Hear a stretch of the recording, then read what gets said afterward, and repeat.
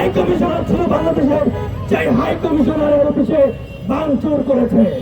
আমরা আজকে রাজু ভাস্কর্য থেকে হুঁশিয়ারি করে বলে দিতে চাই ভারতকে, আপনারা অতি দ্রুত যারা যে সকল উগ্রপন্থী হিন্দুবাদীরা আমাদের হাই কমিশনারে ভাঙচুর করেছেন, হামলা করেছেন, আমাদের বাংলাদেশিদেরকে যারা পাসপোর্ট ভিসা নিয়ে ভারতে গিয়েছে তাদেরকে বের করে দিচ্ছেন এবং এই সকল হামলায় এবং ভাঙচুর জড়িত কারণে যারা জড়িত তাদেরকে অতি দ্রুত আইনের আওতায় নিয়ে আসতে হবে।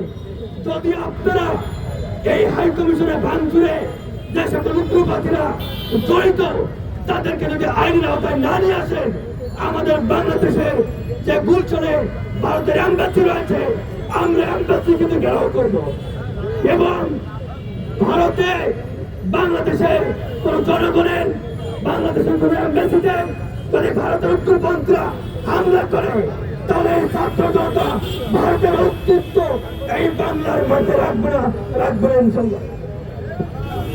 সংগ্রামী সহযোগিতা বন্ধুগণ, ভারত মনে করে তারা আমাদের চারপাশে ছেড়ে আছে বিদায় আমরা কথা বলবে না, সুতরাং হিসাব করে কথা বলবেন। আপনারা জানেন যে গত কয়েকদিন আগে বাংলাদেশের যে আগরতলা যে উপ হাই কমিশনার রয়েছে সেখানে আমরা দেখেছি ভারতের বিজেপি সরকারের একটি উগ্রপন্থী সংগঠন সেখানে হামলা করে।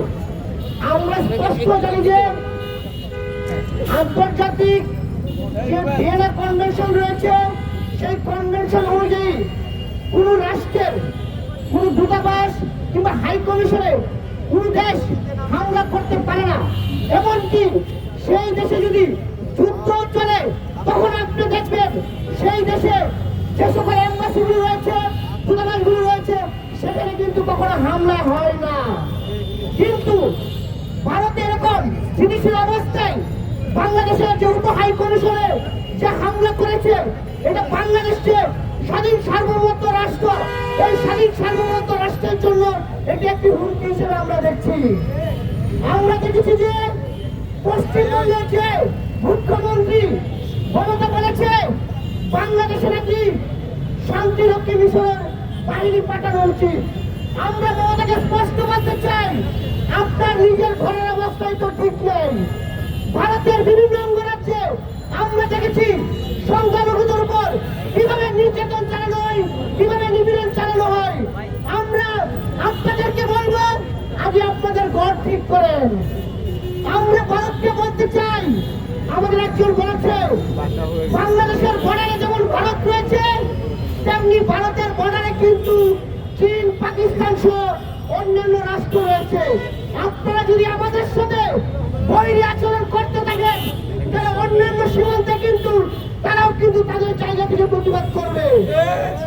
আমরা ভারতকে বলতে চাই, বাংলাদেশ কিন্তু আগের যে শেখ হাসিনার যে বাংলাদেশ ছিল সেই বাংলাদেশ কিন্তু এখন নাই। এই বাংলাদেশ হচ্ছে 18 কোটি মানুষের বাংলাদেশ। এই বাংলাদেশে যে সরকার রয়েছে সেই সরকারকে এদেশের মানুষ ক্ষমতায় বসিয়েছে, ভারত ক্ষমতায় বসায়নি।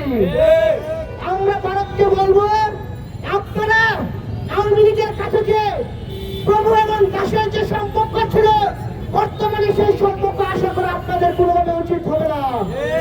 আমরা বর্তমানে বাংলাদেশ আর চাই আপনাদের সাথে সম্পর্ক অবশ্যই সুসম্পর্ক হবে যেহেতু একটি প্রতিবেশী রাষ্ট্র।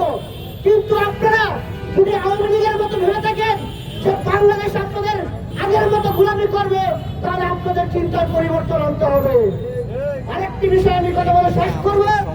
আপনারা দেখেছেন এই জুলাই গণঅভ্যুত্থানের মাধ্যমে আমরা যে বাংলাদেশ পেয়েছি, এই বাংলাদেশ সবার বাংলাদেশ।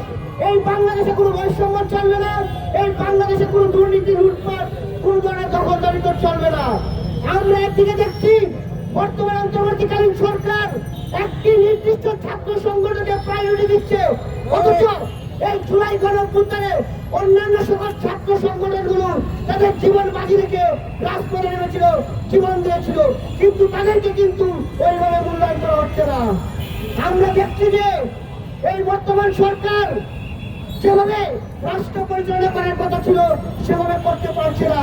তাদের যে দুর্বলতা রয়েছে, আপনাদের এই দুর্বলতার কারণে প্রতিবেশী যে ভারত তারা সুবিধা নিতে চাচ্ছে।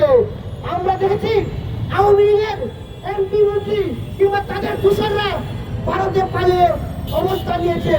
আমরা বর্তমান সরকারকে বলবো, এই শেখ হাসিনা যতদিন ভারতে থাকবে ততদিন বাংলাদেশকে কোনোভাবে স্থিতিশীল হতে দিবে না।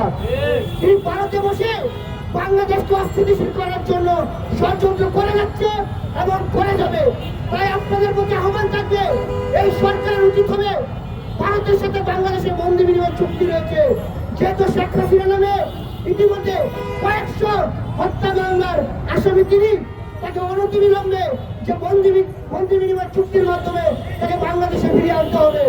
আরেকটা বিষয় আপনারা জানেন, ভারতের সাথে আমাদের বাণিজ্য চুক্তি রয়েছে, কিন্তু আমরা জানতে পেরেছি সব সীমান্তে বাণিজ্যিক কার্যক্রম স্বাভাবিক থাকলেও সিলেটের যোগীগঞ্জে সীমান্তে গত 3 দিন যাবৎ আমদানি রপ্তানি পুরোপুরি বন্ধ রয়েছে।